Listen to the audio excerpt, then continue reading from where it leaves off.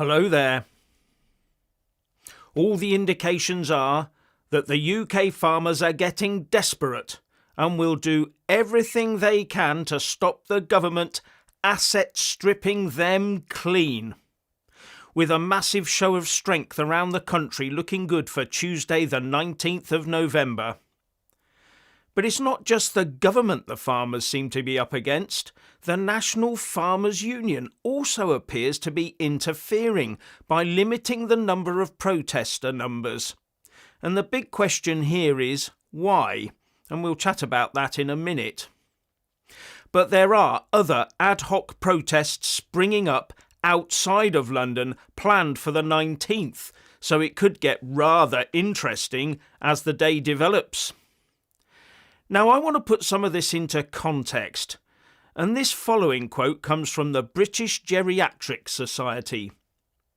Before the Second World War, Britain was not self-sufficient in many materials. Less than 1/3 of the food available in the UK at the start of the war was home-produced, and the country had to import some 20 million tonnes each year, including meat, cheese, sugar, fruit, cereals and fats, as well as large quantities of fuels. Only 30% before the Second World War. And then suddenly the war came and the U-boats changed everything, sinking everything coming into our ports. We had to dig for Britain. Do you remember those posters? Well, I don't personally, but I've seen them. Digging for Britain. We needed to convert to agriculture production and energy production, and it all had to be in-house, and defence production. Everything had to change. Now, food security here in the UK now does stand at double that, at about 62%-ish, but it's declining again. And Labour will make it worse. Farms will be broken up to pay inheritance tax and capital gains tax. Now, before I bring in Richard, here's an interesting graph from the House of Commons Library. And this shows the total arable area on British UK farms from the turn of the last century to the beginning of the Second World War. It ramped up at the Second World War and took up a lot more land and has been declining ever since. So our farm production land has been declining. So, Richard, if I bring you in now, what do you think's going to happen? Do you think land use will keep declining for agriculture? Yes, well, they're looking to break the farms up so that they can build houses on it for newcomers. That's one reason, but also we have to, I don't know about the breaking up of farms in terms of just breaking them into smaller entities. I think you could be looking at larger farms being just sold off and going to the likes of, well, I don't know, some rather wealthy software salesman. Yeah. Yeah, I can see that happening. Just looking through the headlines relating to farmers in the UK at the moment, in the Telegraph, Britain's farmers brace for Miliband's solar shockwave, where he's going to be putting all these solar farms all over agricultural land, which incidentally, some of the damage that can be done by these solar panels as they degrade can seriously damage the soil. So, yes, yeah, wonderful news there. But that's Ed Miliband, so nothing unexpected there. Also in the Telegraph, rebel farmers threaten port and supermarket disruption. Yes, that's right. Get ready for it. It's coming. They've had their backs are up against a wall. Farmers right now. This was the 19th, isn't it? Coming up the of this next month. Tuesday. Yeah, next Tuesday. This is their only shot that they're going to get. This is it. They're going to do whatever it takes, I believe, our farmers, to make their voices heard. And good on them. It needs to be done. If they're being ignored and being destroyed, again, some of the headlines here in The Guardian, tax changes in budget, last straw for UK farmers after years of being squeezed. They have been squeezed by the government, and they've in particular been squeezed by the supermarket, by their supermarket purchasing power, massively reducing the profit margins for farmers. The average age of a farmer is in 60s. I think it's late 60s. So Yep. I mean, that's where we're at, mate. That's where we're at. Yeah. So basically, land use is going for houses and concrete, Yes. solar farms, wind farms, but not food farms. Bit Yeah. ridiculous, really, isn't it? So, as far as I'm concerned, Labour's going to make this worse, and the farmer protests are fully justified. Totally. Yeah, I mean, as I said, they've got one chance. This is it.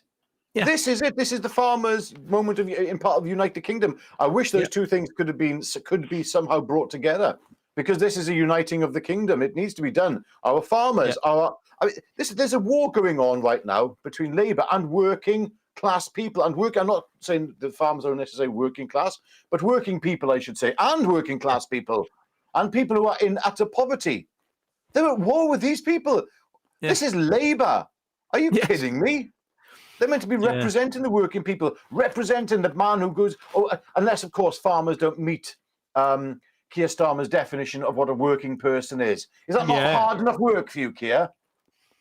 Making No, me it's because they sick. don't. It's because they don't stick to a 9 till 5 or 9 till 4 or a 4-day week. That's the problem for them. Now, one They of the certainly things do that not. I have an issue with is that UK population, as is official numbers, is what 67, 68 million, is going to be predicted. Is predicted to hit 71 million plus by 2030, 75 million by 2040, and 77.5 million by 2050, if you believe the government generated figures.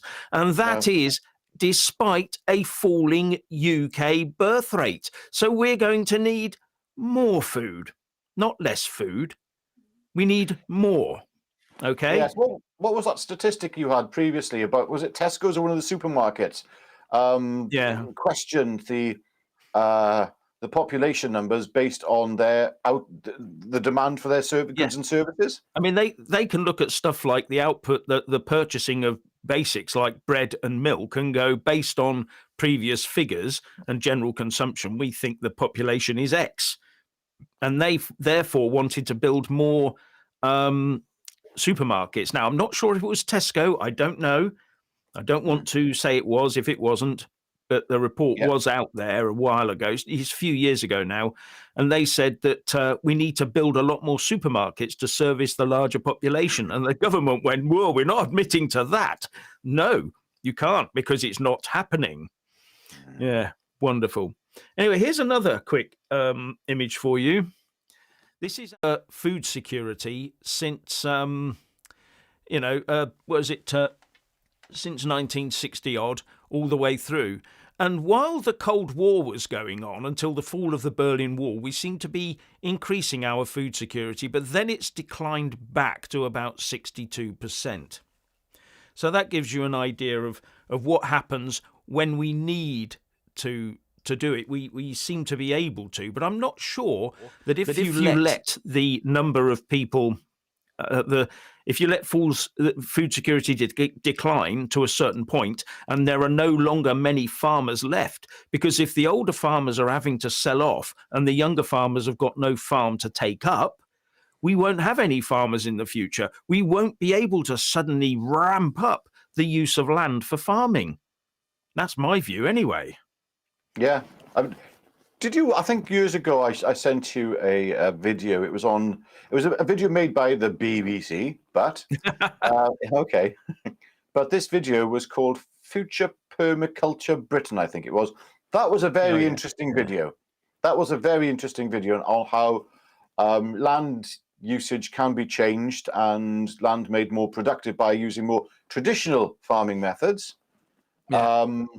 I don't know. I'm not a farmer, but it was a very compelling video where you had a young lady who was inheriting the farm that from her parents. Well, was potentially going to inherit a farm from her parents, and she wanted to see the viability of farming on that land as had been done for generations. Yeah. So she went I and did remember some it. research. It's very much worthwhile looking into, because there is a lot to be said for permaculture and its potential benefits. I don't know enough about it, but what I've seen of it looks quite exciting. But then again, I could be completely wrong. So if there's farmers watching this, please, you're probably going, oh, you don't know what you're talking about. No, I don't really. I really don't on this matter. No, I know. But it was Yeah. interesting. And maybe there's some sort of happy medium there. Yeah. Yeah. Where we can be looking at more traditional farming methods and seeing if that is applicable. But here's me trying to tell farmers how to farm. I don't know how to bloody farm. I wouldn't know which end of a cow to pull a calf out of. Messy. Yeah. Yeah. And one of the things that gets me is that maybe this sort of lack of food security has as much to do with the population explosion as it has with the declining use of land for agriculture. Because when you use fewer acres to produce food, then you have a rising population. Your food security is always going to go backwards. Now, here's another little image for you just to have a look at. This is the number of cattle on British farms. And you can see that up until about just before we joined the common market, it was going up. And ever since then, it's sort of been declining. You know, we just haven't been farming cattle as much as we used to. We have fewer cattle on the farms.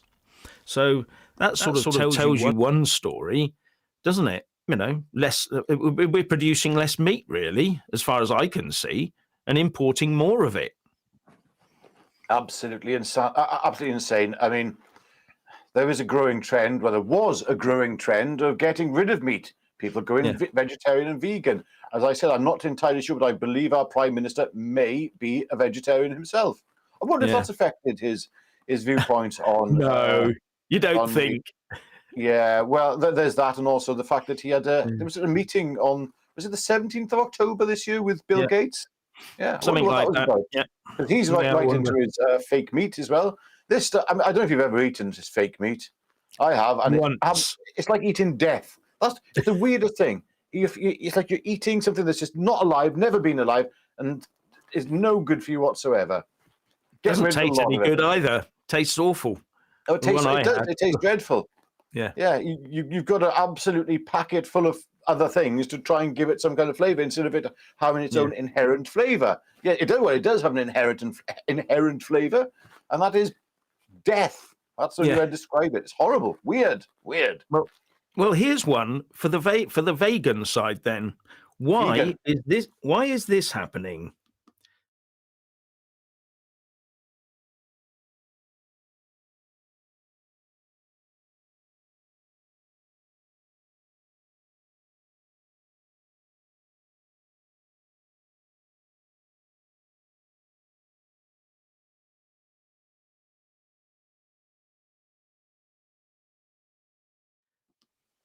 I don't know.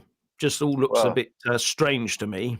That is a bit crazy. I mean, I would have thought, the past few years with everyone going vegan and a move towards a sort of eco-friendly world, that they'd have been planting more apples and stuff. I mean, I remember planting 2 apple trees in my small garden a few years ago, and you get so many apples. I mean, you get more than you could possibly ever eat off one apple tree. It's incredible. And you could be making ciders with it and all sorts. That was the national drink of Britain before beer, though, I believe, was cider. Cider and mead. Was it? Yeah, cider and mead was what our ancestors used to drink and consume. But maybe that is a strange graph there, Jeff. Yeah. I just find that a bit sort of mind-boggling, really, when you think of something. I mean, I would have thought that orchards, I mean, it's not like you have to herd them, is it? You don't have to herd trees anywhere. They just sit there growing, keep it nice and clean, prune it and all the rest of it. But they just sit there and produce food. That's all they do. They just sit there. Again, coming back to the permaculture, this is the whole ethos of permaculture. Once you've actually designed it and dug it and put it in place, it sort of produces its own stuff. Yeah, it has its own yield on its own right. And the main time expenditure with permaculture, I believe, is actually harvesting, and that's it. Yeah, but of course, there are also arable. It's not just arable. You have livestock permaculture systems as well. I don't know. Maybe it's just something worth looking into. I don't know. Yeah. Oh, by the way, these graphs I've been showing come from a House of Commons library report written a few years ago. I dug it out and had a look because it's totally divorced from our current problems. So it goes up to about 2015 and thereabouts, but it gives a good sort of indication of where we've been going over the last 100 years or so. Now, here's another one. Now, this one is a real eye opener. Considering we're 62%, 62% self-sufficient in food, here is an image of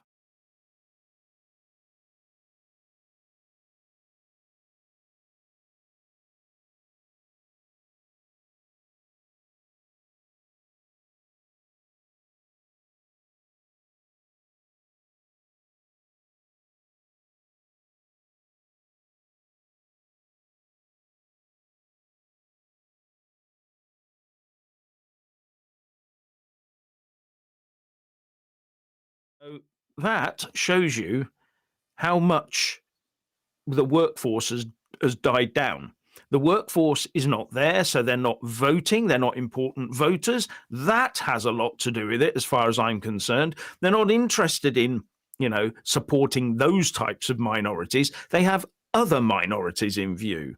Now, what this tells us is that agricultural productivity in the UK has risen, and that's proven here.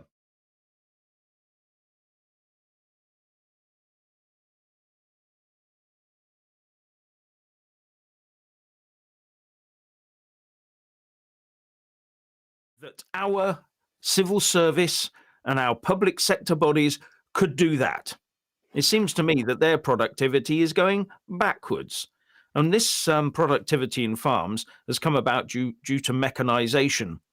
But it seems to have tailed off a bit in later years due to the fact that we can get cheap labor from abroad, or we used to be able to get cheap labor from abroad, which held back the need for mechanization.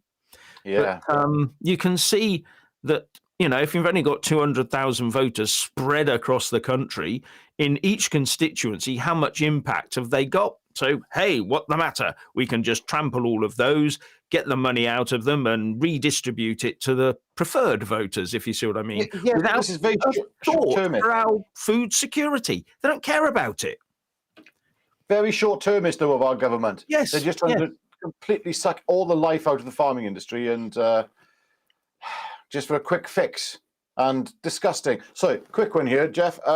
Thank you to Stuart in Guildford for your super chat. He says, thanks, guys. Really enjoying these two presenter chats. Thank you, and so are we. We're enjoying them. It's a lot more fluid for us compared to the other formats, which we also are going to continue doing. But this is how we like to do things. Really, we get more information across. I've just seen in the comments that every time I showed a graph, it muted me. I'm not sure why, because it should have been sending a signal out according to what I see on my screen. However, I will look into this. If that was the case, then you missed the gist, basically, maybe. But basically, what I was showing is that the amount of farmland that's being used is going down. The amount of orchards are going down. The amount of cattle is going down. The population is rising, so it's going to get food security is going to get worse. And that the number of people working on farmland is now so low that they do not affect any voting anywhere. There's, it's because they're too small as a community. It's like the armed forces these days. They're even smaller than that. So people that we rely on for security, whether it be food or physical security, are not being listened to. They're in fact, they're being taken advantage of. Yeah.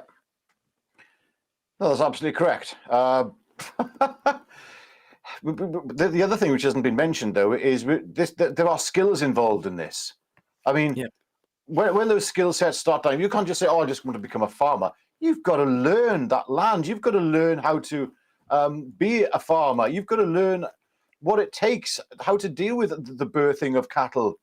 And it goes down to goes down to the destruction of vermin as well, and the protection of crops.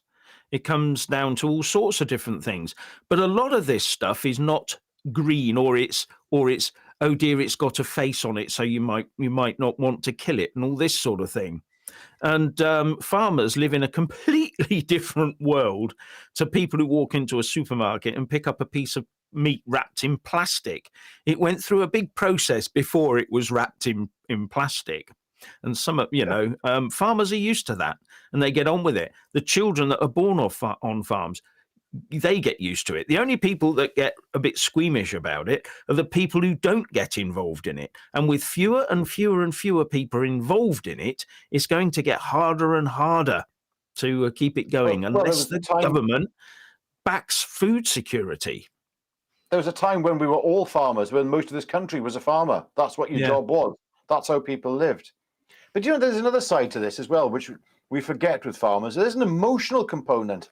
Now, we might just think that they're quite brazen about the death of their animals, and they're off to the slaughterhouse, and that's one of these cows or one of these lambs died in childbirth, we want to call it, I suppose. Lamb birth, cow birth. Is it childbirth though? It's still they're young. Anyway, that's very upsetting. Farmers they have to put up with the emotional toil of farming, of watching animals die, and they might have a favorite goat or something. So that's my favorite goat. That one, that's got that one with the bell around its neck. That's my favorite goat. And all of a sudden, favorite goat gets lost in a snowdrift. Yeah. Well, what was her name? Oh, Hannah Hawkins, was it? That's another documentary, I think, or series of documentaries on. You can find on YouTube, done by, it was either BBC or ITV years and years and years ago. Incredible, but an old lady who lived on a farm in the middle of nowhere, no electricity, no running water, and just a remarkable snapshot of what life used to be like for our farmers years ago. And it is highly worth watching. Yeah, Hannah Hawkins, I believe her name is. Please go on YouTube and have a little look for Hannah Hawkins. Make a little note of that one. So, yeah. Anyway, Jeff, I think we've covered most of that there. Yes. Got to the end of my knowledge on agriculture. I just wanted to, which was sketchy at best, but I just wanted to show people the impact of when that Second World War started, when we had 30% food security before the Second World War, we had to massively ramp everything up to meet the challenge. And we had rationing, we had the works. People were allocated, they were digging in their gardens. Everybody was planting food in their gardens to prevent themselves from getting hungry. And everybody was doing it, and there were allotments and all the rest of it. And that's what happens. And the next set of adversity we come to, will we be ready for it? Or would it be better for us to actually have a good, solid agricultural system providing not just 62%, but maybe 75 to 80% of the basic food that we eat? I think we should, and it should be protected by government, and farms should be protected by government.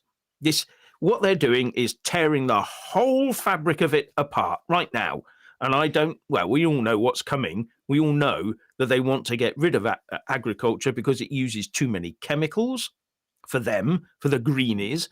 It uses too much carbon because those big tent things that you drive past in fields full of crops. They're in those tents to fill them full of CO2 to make the plants grow bigger and better fruit and veg. That's what they're there for. Yeah. So we use carbon to grow better veg so that we can eat better. Yeah. And we should. Sorry, Jeff. Go on. Just going to say, I know we were trying to round up, but actually I think we need to stay a little longer because we haven't gone to our dear viewers here, and we seem to have got a lot of questions here and things to say. And free the sausages? Yes, absolutely. Yeah. Yes, here we go. That's a good point. I like this one. Even the grounds around the Tower of London were farmed. Yeah, everything was farmed back in that day because they needed every inch of land to produce food. We don't want that anymore. We seem to want to put, as I said, wind farms and solar farms intermittently producing energy. Yeah. Oh, look, Well, Malcolm Ward windmills used here. to be Yes. everywhere. Yeah. Malcolm Ward here. Yes. Brought up on a small farm. Best days of my life. Yeah. Totally. Starmer's too cozy with Gates. Yep. I would say that as well. I would agree with you.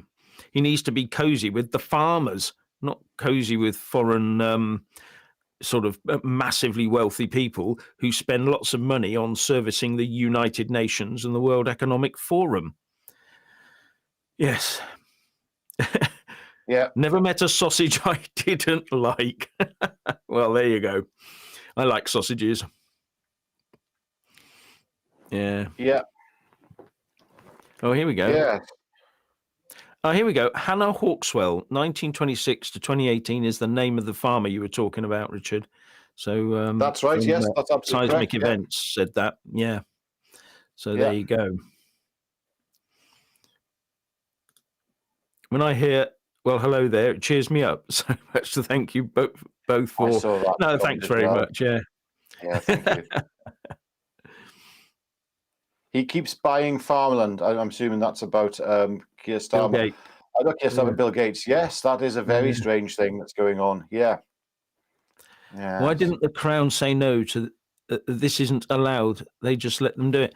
Well, I'm not sure what power the Crown has to just sort of stop things. It's a debatable thing. It's one of the sort of mysterious things is what actual power does the king have or the monarch have to actually intervene? A lot of people say none, and some people say there is quite a lot in the background. But just bear in mind that if a new act of parliament is going to affect the monarchy, you know, their money-making capabilities or land or whatever it is, when it gets to the third reading, there has to be an indication from the government bringing it in that it has had what's called royal consent. Now, I'm not talking about royal assent. Royal assent is when the monarch or their representative signs the act into force, making it law. No, royal consent is the consent to continue the process of making that law because the monarch is happy that if they are losing out on this, it's okay. But that means they could actively prevent that going through because unless the opposition, I think they have to nod at the speaker at the start of the third reading, they have to nod so that the speaker knows that that can continue if royal consent is involved. Not many people know that. Anyway, yes. I would pay more if it helps the farmers. Yeah, the supermarkets have so much sway. They can basically get farmers to sell them milk at below the cost it was to produce it, because the supermarkets, if you notice, use things like milk and bread cheap as the pull factor to get people in, so they then go down the confectionery aisle and buy all the expensive stuff there, or if they've got clothes and electrical goods and all that sort of stuff in there. The middle aisle. Yeah, they've got to get them in the first place. I'm absolutely surprised that there are not farmers markets springing up everywhere, so that no supermarket gets any of it. No milk. Well, I agree totally. We need to see more people attending farmers market. I try to go as often as possible, and I'm not being, oh, look at me, how sanctimonious I am. And it's not cheap as well. That's the other side of it. You have to, but then again, it's like back in the Brecon Beacons, there's 2 or 3 butchers that I use, one in particular, and I have a good relationship with that butcher. As you know, Jeff, you've been there to that butcher's, and yes, because I have a good relationship with that butcher, I get a reduction. I buy in bulk, and I get a reduction in what I'm buying. And it's not, I'm not screwing them down, but I'm just getting it. I'm still getting it at a far better price and for a better profit for the farmer and the butcher. But if you do buy in bulk, and you do as a community, for instance, buy in bulk, you will get larger reductions. It makes sense. So if these farming protests do go ahead and supermarkets are blocked, etc., fine. But if they were to keep the channels open for butchers and for the farmers markets, that would be a fantastic way of completely just bypassing the middlemen and going straight. You're going, well, technically farmers markets and the butchers are middlemen, but the middlemen, Yeah. the people Yeah. who make the large profits on all this, and and hopefully get us as a nation using butchers and farmers markets as a part of our weekly routine.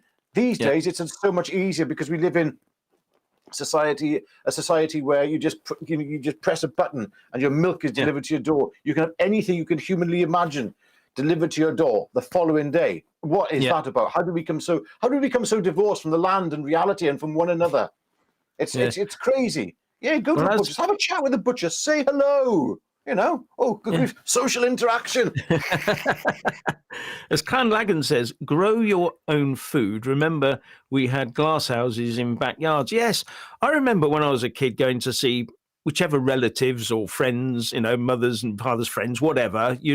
In the back garden, there'd always be, the glass places where they had things growing underneath. They had the greenhouse where they were growing food in there as well. And they had, we had potatoes in the garden and carrots and strawberries and stuff like that, all just growing it. And people did that sort of thing. Basically, believe it or not, it's because they had more time to do things like that. So their lives weren't so full of stuff, which we seem to somehow be so full of work, and we're still not productive. I blame the word processor. Should bring back ink and paper. Yeah. We're just working longer hours and harder for less of a life. Do you know what? Part of me, I got to admit, there is a sympathy in this notion of a 4-day working week. I do get some sympathy for that, but it's not been done the right way. I mean, if you're going to reduce, not so the work, I mean, in terms of reducing working hours and the amount of time that's spent in work, there's another way of doing it, and that is actually, as you just said, to be more living closer to the land. That's how people did it. If you look back, I believe, in the medieval era, people worked a hell of a lot less in terms of their hours, or not their hours, the amount of months of the year that they actually worked. In winter, there wasn't that much they could do, except reap the benefits of what they had toiled for in the spring and summer months. But in the winter, when things were pretty hard frozen, there's not a lot you can do with the land, and just other than to manage and make sure your livestock is well and safe and in shelter. Right. Yes. Yeah. NF says farm has to be worth 2 million before tax, and it's half the rate everyone else pays. Yeah, the farmers would just say that most farms, a larger number than are realised, are actually worth 2 million or over, and the 20% is going to hit them because they haven't got the saved cash to pay that sort of amount of money. They are very asset rich, but very profit poor. The profitability just isn't there to save up a load of cash. They're either going to have to sell the machinery, the combine harvesters and all the tractors, so their farm is unviable, or they're going to have to sell land. And that's where it comes down to. So every time they pass it on, 10 to 20% of that land will be chopped off and sold to someone like a property developer. And a property developer, the first thing they're going to do is turn around to the government, say, I want to change the use of this land from agriculture to house building, and I'm going to put loads of solar farms up and wind turbines. And the government is going to say, yes, please. That's the problem, as I see it anyway. Where are we? Anyway, yes. So here we have it. A lot of people will be thinking about prepping, will be thinking about buying some stuff in. If you leave it, I wouldn't say go out and bulk buy today, but over the next few weeks, just a little extra bit of shopping, the extra odd can now and again, an extra. Don't go out and buy all the toilet rolls, whatever you do. No. Do you remember that? The last time everyone went out and bought all the toilet rolls, they were then reselling them on eBay dirt cheap because they couldn't shift them because the shelves were already full. Just about all the toilet paper made in Britain, sold in Britain, is made here. It's just made and sent to the supermarkets. It's only when people panic and start bulk buying, then they can't get rid of it. Someone Yeah. had a whole garage full of the stuff and had to sell it off cheap and tried to sell it back, saying, "Oh, I made a mistake." And the people say, "I don't want it." So they've got a lifetime supply. Wonder if they can gift those on. Wonder if there's inheritance tax on unused toilet rolls in bulk. Yeah, I don't Yeah. know. Anyway, Yeah. But before we go as well, one thing, I was sorry if you want to carry on with the questions there, but there was one other thing, just I always have to say it, just to remind everyone, please like this video, press the like button. I know we didn't get the sound right, all right. Okay, well, that happens. Stuff happens, Yeah. doesn't it? Yeah. But what I would like to say, just please do like the video and subscribe. Most people watch these videos, and all YouTube videos are not subscribers to those channels. It helps. It really does. It massively helps us, and to help us move forward and grow the channel. Thank you very much. Jeff, back over to you. Yeah, thanks very much, everyone. Anyway, it's time for lunch now because I'm feeling a little bit hungry. I'm going to get Ooh. some farmer's produce. I think I've got some lamb. I think I'm going to have some lamb for lunch. Really nice. And it's British lamb. So, I'm gonna on go that check it out. note, I shall say goodbye from me. And it's goodbye from him. Goodbye.